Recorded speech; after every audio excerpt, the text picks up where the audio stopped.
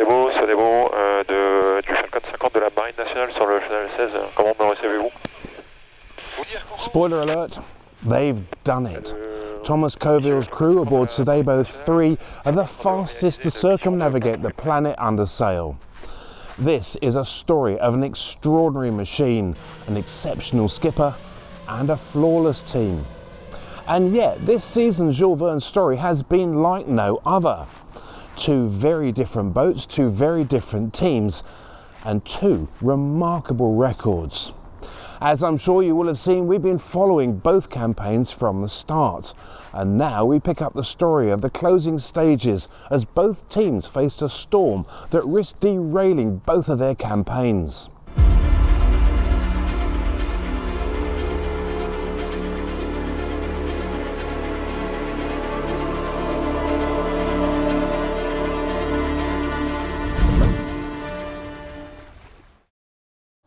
It's been pretty wild out there in the Solent as a front passed through with over 35 knots, driving rain and that nasty short chop that the Solent is famous for. But that's nothing compared to what things are like out in the Atlantic, with the forecasted wave heights of over 15 metres and wind speeds of well over 40 knots as a violent storm sweeps its way across the Atlantic towards the Bay of Biscay and towards the west coast of France. And that's a problem for the famous project and Sedabo, who are both making their final approach on the Jules Verne finishing line. The famous project have had several problems with their mainsail and now don't have one at all, and the worst weather is yet to come. For Sedabo, who are in line to set a new round-the-world record, their hope was that the storm would pass in front of them. The last thing they wanted was to slow down. Given the challenges of the Southern Ocean, Cape Horn and other notorious and remote places that they've had to negotiate, it's ironic that one of the most dangerous points in their trip comes within striking distance of the finish. Having said that, those that have followed several previous trips will know that this isn't that unusual. The funny thing is that the trip up from Cape Horn has been a stressful one as well for both of the teams. Not for the punchy weather, but for the lack of it. Rounding Cape Horn had been a relatively quiet affair for Thomas Coville's crew aboard Sedabo, with a 24-hour average of just over 20 knots. Slow, that is, compared to what they'd been used to. But the big focus was on the tactics as they turned north. With light winds and headwinds, the decision wasn't easy, but in the end the team opted to head to the east of the Falklands. And by the time they reached them, they were flying again at 30 knots. Heading east was favoured from here, which would see them bridge the light weather gap caused by the St Helena High. Eh bien, on est toujours en avant, on voit pas ici, mais de la dépression qui nous a propulsés jusque là, et on a l'anticyclone qui nous barre un peu la route devant et qui se décale vers le nord-est. Et donc ça nous permet de continuer à avancer vers le nord-est, mais à un moment donné on va devoir attaquer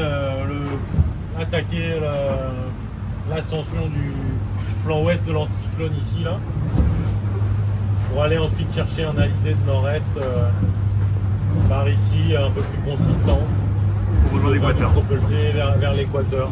Okay. Des 48-72 heures qui seront assez lentes, mais on n'a pas vraiment le choix avec cette dorsale qui nous barre la route ici là. Okay. On va manger notre pain noir et on verra une fois qu'on sera dans l'Alizé. But even after painstaking analysis, it wasn't easy, and they ended up losing most of their lead over the existing record pace, with just a 194-mile advantage. Nothing in Ultim terms. But despite the constant pressure of trying to chase a record, Leonard Legrand took time to show us what life's really like aboard Sodebo-3. Voilà, on est sous J2, donc notre génois, et on a mis les voiles levant. Le bateau est en pleine forme, il y a quelques traces des mers fortes du sud, mais globalement c'est nickel. On va aller voir à l'intérieur.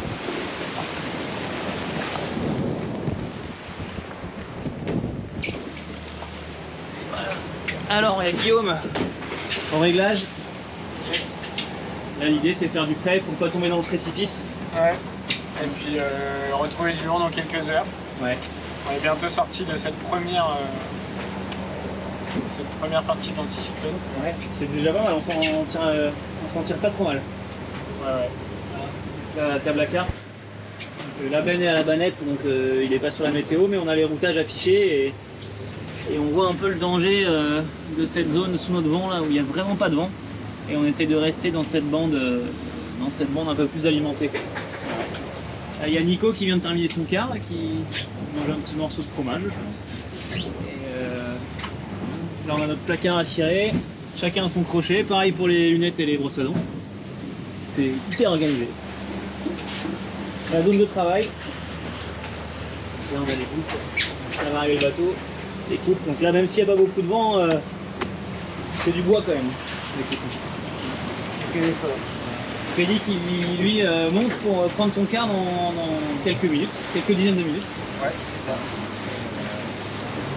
Il va prendre le relais de Guillaume pour régler le bateau après, jusqu'à temps de retourner se coucher. C'est ça. Voilà. Alors la cuisine. Donc là on a nos gamelles bleues pour réchauffer nos lyophilisés. On réchauffe de l'eau qu'on fait avec le désalinisateur dans notre bouilloire et on met ça dans notre gamelle et ça nous fait notre nourriture. On mange ça depuis 30 jours. Donc alors c'est bon, mais on a quand même envie de nourriture fraîche à un moment. Surtout qu'on arrive à bout on n'a plus de fruits, on n'a plus tout le frais du départ. Il nous reste encore un peu de charcuterie et de fromage, mais ça commence à être la disette. Alors on va aller voir en bas. J'arrive la lumière, c'est magnifique. Ah ouais, ça c'est intéressant ça. Les ensembles, on est content, les scores. Ouais. On va essayer de réaliser le contrat. Exactement. Alors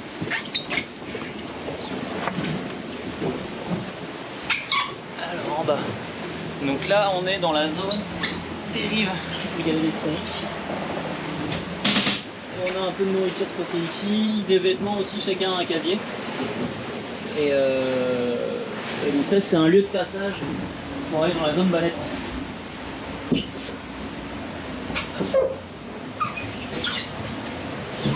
C'est pas la zone la plus accessible du bateau. Un petit coup dehors. Là c'est la zone où il y a le moteur, le désalinisateur. Et c'est la zone où on se change aussi avant d'aller se coucher, quoi. Donc là on parle un peu moins fort parce qu'il y a des gars qui dorment. C'est pas trop les embêter. Là c'est en haut. C'est un peu de vue.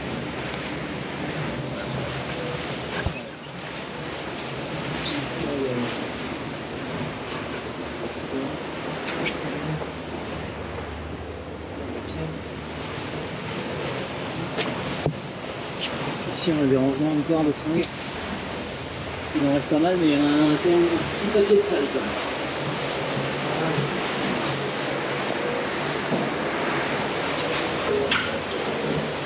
Alors si on continue de reculer, on arrive tout à l'arrière du bateau. Et là c'est la zone toilette quoi. Donc ici on a le papier toilette, le seau et la vue sur l'extérieur.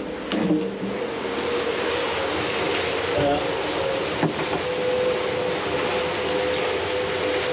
Là je vous ai fait tout le tour du propriétaire. Allez, ciao, bonne soirée à tous. But from here, a quick passage through the doldrums restored part of their lead to 300 nautical miles. And 3 days later, they were 850 miles ahead of the record with 1900 miles to go. The next challenge was about negotiating Storm Ingrid as it made its way across the Atlantic, threatening to interfere with their path to the finish. On s'est bien fait secouer cette nuit, Ben là. Écoute, c'est pas encore tout à fait fini, mais ça s'améliore d'heure en heure. On a joué sur la... On n'avait pas vraiment le choix en même temps. Préservation du bateau, ça fait vraiment fort. Du coup on a dû lever le pied, on a perdu un peu sur les routages, mais rien de dramatique. De toute façon là on est un peu dans la gestion jusqu'à pour les prochaines heures et après la dorsale à nouveau. On a des conditions qui sont difficiles et qui vont être difficiles, donc L'idée c'est d'arriver avec le record, mais d'arriver. Ouais, exactement. Et là dehors, il y a un peu de soleil, c'est quand même agité. To beat the record, Sedabo and crew had to finish before 31 minutes past 8 in the evening on Sunday, French time.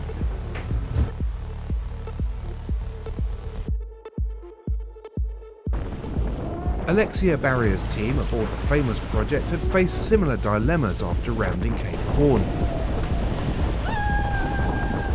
and had seen their pace reduce dramatically as they tried to thread their way north without getting trapped in the windless high-pressure zone. But the reality was that their passage was slow. But when the breeze did return, it brought a new set of serious challenges for the crew. But with our mainsail lock issue that we've had since the Cape of Good Hope, we never know if it's going to come off the lock or go on the lock. It's a bit of a jeopardy, and we have to kind of bounce over some waves to make it happen.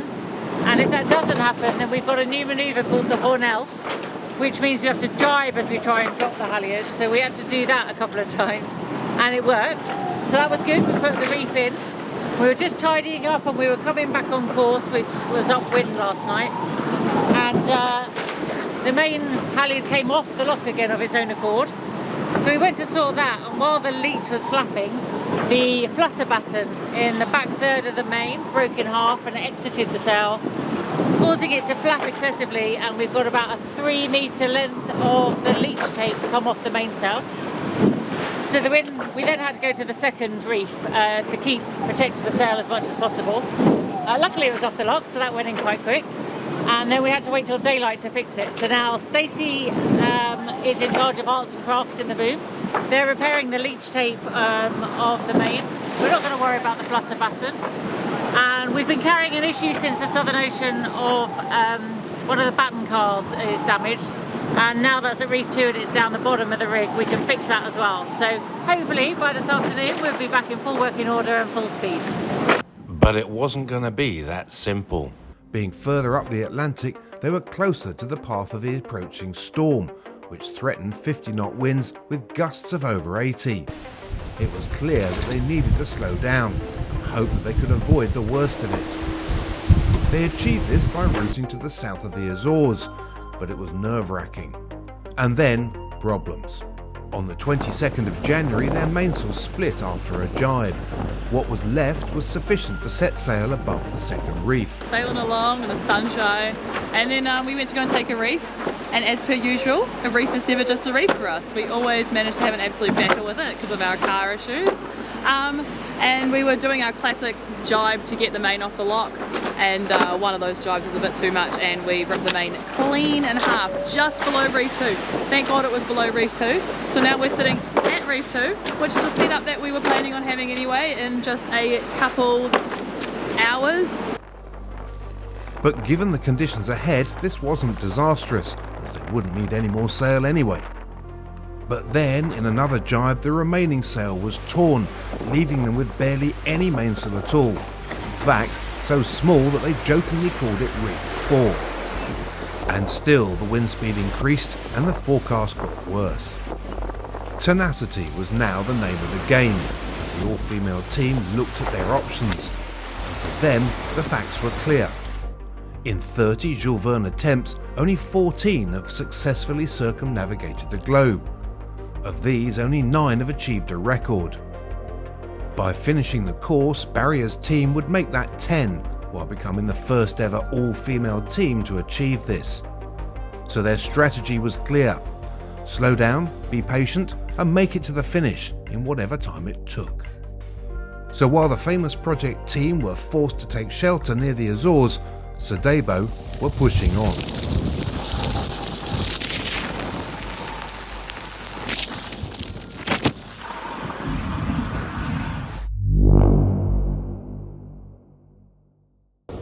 Bonjour à tous, bienvenue sur Sodebo-3.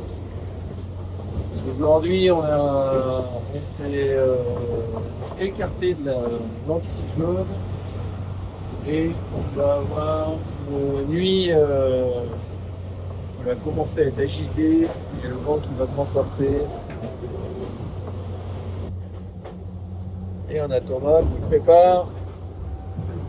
qui prépare la nuit, qui va commencer à être agité à partir de quand, Thomas? D'ici 7-8 heures, on va avoir le passage du front. Ok. Enfin, les efforts, et derrière le front, ça va se renforcer. Et là, on va rentrer dans cette fameuse tempête hivernale, là, qui, on voit que c'est bien rouge. Hein. Il va nous accompagner jusqu'au Cap Finistère. Ok, bon, on aura quelques heures à serrer les fesses et puis... Ouais, faire le gros dos, comme tu veux. Ou faire le dos. Voilà. Ça va bien, très bien. There was no doubt that the final 1,000 miles into the finish was going to be nerve-wracking, as the team were forced to run the gauntlet through some serious weather. Plus, they'd be crossing the notorious continental shelf, where the sea state was going to build. Perhaps unsurprisingly, the crew put their media duties on hold to concentrate on getting Sedabo over the line. There'd be plenty of time to explain how they did it once the record was in the bag. And when it was, at 7:46 French time on Sunday morning, January 2026, the relief was clear. En fait, jusqu'à il y a 24 heures, avec cette tempête Ingrid, on n'était pas sûr de pouvoir finir, on n'était pas sûr de pouvoir battre le record, on était concentré, focus, et dans un quasiment dans un autre monde. C'est presque difficile de réaliser qu'on a enfin réussi le projet collectif qu'on cherchait depuis tant d'années. C'est un projet de ce 7 majeur, mais c'est aussi un projet d'une équipe qui a conçu, construit et mis au point ce bateau. C'est la première fois qu'un bateau volant fait le tour de la planète. D'arriver à faire ça en 40 jours, c'est complètement affolant, et en plus dans des conditions où on a vraiment œuvré pour aller chercher ce trophée. Peut-être une heure avant la ligne d'arrivée, j'étais en train de me dire, est-ce que si on démattait là, on arriverait quand même à franchir la ligne d'arrivée en dérivant jusqu'à la ligne, pour te dire. Mais non, c'est ça, on a réussi à le faire, le bateau est entier, on est le premier Ultim volant à boucler un tour du monde, c'est juste incroyable ce qu'on a fait, et d'autant plus qu'on n'a quand même pas été très bien servi par la météo, hormis l'Atlantique Nord. Donc ça a été très engageant à divers moments de cette tour du monde. Et de voir qu'il n'y a eu aucun problème technique à bord, à part vraiment des choses mineures, c'est ça qui nous permet d'avoir ce chrono là aujourd'hui. Donc, et de tous se retrouver là, je pense que effectivement ça va être une journée assez exceptionnelle. Ouais. C'est vrai que chaque geste du quotidien, c'est un effort pour aller aux toilettes, pour se laver, pour manger. Donc c'est vrai que c'est un effort permanent. Et ça demande un niveau d'attention pour pas se blesser, qui est très élevé. Et je pense de pouvoir relâcher un peu cette tension, de pouvoir profiter des proches, ça va faire plus grand bien. Ouais, bah, c'est vrai que ça fait du bien d'arriver parce que les dernières 48 heures ont vraiment été difficiles, compliquées. Voilà, fallait passer une grosse tempête. Je pense que même en France, sur les côtes, ça s'est vu. Il y a eu des inondations, je crois. Non, pas simple, fallait réussir à... Le temps défile, donc on pouvait pas vraiment s'arrêter. Et en même temps, voilà, fallait passer la mer, donc ouais, le bateau a tenu, mais on a bien serré les fesses. Ah oui, il y a eu tout le chemin, il y a eu tous ces caps passés, ces temps intermédiaires aussi qu'on a réussi à prendre quasiment à chaque cap. Et voilà, c'est vraiment, on a essayé de faire ça étape par étape. De pas se brûler les ailes, d'y aller, voilà, de prendre soin du bateau aussi, parce que c'est vraiment une partie majeure du record, c'est vraiment réussir à avoir un bateau à 100% jusqu'à la fin, et c'était le cas jusqu'à il y a 2 jours avant la tempête, donc pour ça c'est une grande satisfaction. On s'est donné à fond pendant 40 jours pour que le bateau aille tout le temps à fond et rester devant ce record. Donc voilà, les derniers jours étaient durs aussi. Et donc c'est un plaisir énorme d'être là et puis d'avoir gagné, quoi. Donc c'est top. This has been one hell of a trip that highlights plenty of issues. First, given the huge advances in technology and performance that have taken place since the record was set in 2017, some will be asking why Sodebo-3 only managed to slice 12 hours off the record. But when you consider that there have been 13 attempts since 2017 and none has succeeded, you begin to see how hard it is. Sedebo's tried it 3 times before this one. There's no doubt that Sodebo-3 is a significantly faster boat, but rising up onto foils brings its own issues. Just look at their track against that of IDEC Sport and the number of times that Coville and his crew had to sail much further. Their total distance for this circumnavigation was 28,315 nautical miles at an average speed of 27.17 knots. IDEC sailed 26,412 at an average of 26.85. But being quicker meant that Sedabo was having to chase the weather and sea state to keep up the pace. Like a boat with an asymmetric kite racing one with a traditional symmetrical kite downwind, the skiff configuration might be going much faster through the water, but it's covering a great deal of ground to achieve what is often a proportionately smaller overall gain. Nevertheless, Sedabo is now the first boat to foil around the world, and we know there are more to come, Gitana 18 being one of them.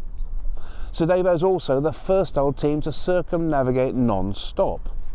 But it's also important to remember how long it's taken to get such a sophisticated boat such as Sedabo to a point where she's reliable enough to achieve this. She was originally launched in 2019, and only now is she really coming into her prime. As we heard from a Gitana team member in an earlier feature this year, they know it's likely to take years to get the new blue machine up to record-breaking pace. But let's tell it as it is.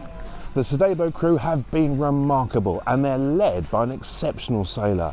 This is the 3rd time that Thomas Coville has been aboard a boat and set a Jules Verne record, and in 2016 he set a new solo record on an Ultim as well, after trying for 10 years.